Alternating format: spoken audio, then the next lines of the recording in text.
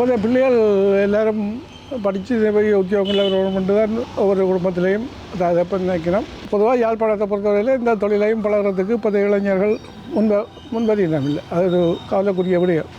படித்த உத்தியோகங்களை பார்த்தாலும் ஒரு கைத்தொழிலை பழகி அதில் செய்யணும். அது செய்தால் தான் உடம்புக்கு நல்லது. இப்போ வருங்காலத்தில் நான் நினைக்கையில் தச்சு வேலை செய்கிறதுக்கு ஆக்கள் இருப்பினம் உண்டு. வருங்காலத்தில் வேலை செய்கிறதுக்கு வெளிநாட்டில் தான் ஆக்கள் இருக்க வேண்டிய கட்டங்கள் வரும். இப்போவும் யாழ்ப்பாணத்தை பொறுத்தவரையில் தென்னிலங்கை ஆக்கள்லாம் கூடுதலாக கட்டிடத்துறையில் கூடுதலாக 50 கூடுதலாக வேலை கொண்டிருக்கிறாங்க. எங்களுடைய ஆக்கள்கிட்ட இதில் விழுந்து போச்சு. உங்களை போல நிறுவனங்கள் தான் அதில் ஊக்கப்படுத்தி செய்யக்கூடிய இதில் செய்யும்.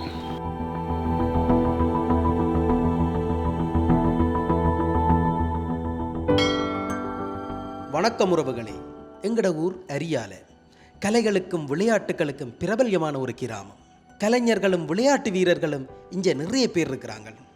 கலை விளையாட்டை ஊக்குவிக்கிறதுல எங்கட ஊரை யாராலையுமே அடித்து கொள்ளலாது. அந்த அளவுக்கு சாதனைகள் நிறையவே இருக்குது. ஆனால் சுயதொழில் செய்து சொந்த காலில் முன்னேறினவங்களை நாங்கள் கொண்டாட மறந்துட்டோம். நான் பிறந்தது வளர்ந்ததெல்லாம் அரியாலை கிராமத்தில். எங்களோட குடும்பத்தில் நான் 9 பேர். நான் 2வது.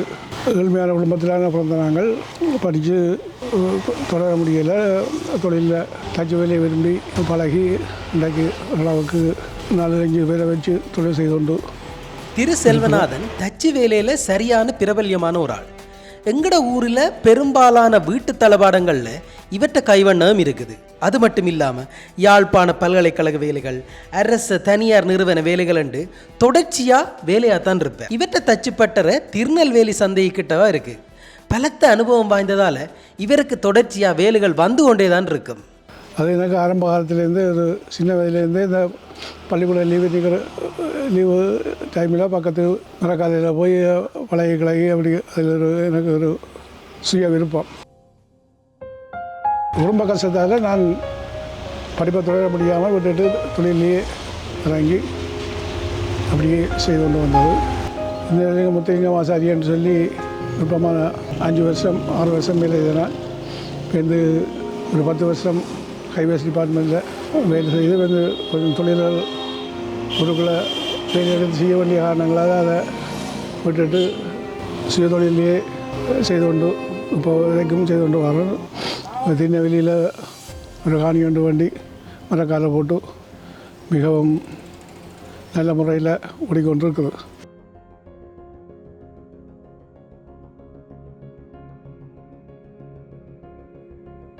குடும்பத்தில் நான் 2வது.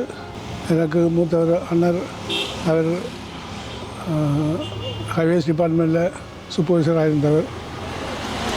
அந்த டிபார்ட்மெண்ட் கலைச்சா போல் அவரும் கட்டுறாங்கள் அது என்று கொண்டாக்கடுத்து செய்து கொண்டிருந்தவர்.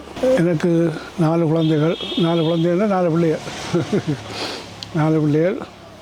மூத்தவர் படிப்பிச்சவர் வைத்தியத்துறையில் பெரிய பதவியில் இருக்கிறார். மற்ற பிள்ளைகள் 2 பேர் உத்தியோகம் இல்லை, ஆசிரியராகவும் பணியாற்றி வருகிறார்கள். மனைவியை பொறுத்தவரையில் மனைவியின் சப்போர்ட் இல்லாமல் நான் உலகத்துக்கு வந்திருக்க முடியாது. அது வீட்டில் இயந்திரம் மாதிரி தான் நான் தொழிற்பாடுகள் வேலைகள். இப்போ சில இடங்களில் பார்த்தால் கடை சாப்பாடுகள் தான் கூடுதலாக நடக்கும். நாங்கள் மதிய நாளும் கடையில் சாப்பாடு இருக்காது. என்ன நினைஞ்சிருந்தாலும் எல்லா சாப்பாடும் தயாரித்து பிள்ளைகளுக்கு பாசல் அது இதுண்டு இந்த வயது நேரத்திலையும் இப்போவும் செய்து கொண்டு தான் இருக்கிறேன். அப்படி செய்து கொண்டிருக்கிற அவருடைய ஆதரவுகளால் நான் இன்றைக்கும் வழிகெடு தொழில் செய்யக்கூடிய மாதிரி இருக்குது. மனைவி தான் முதல் காரணம், நான் இல்லை. நான் உழைச்சி கொடுக்குற வழியை மற்றபடி சகல இதையும் அப்பாவே பார்த்து கொண்டிருப்பேன்.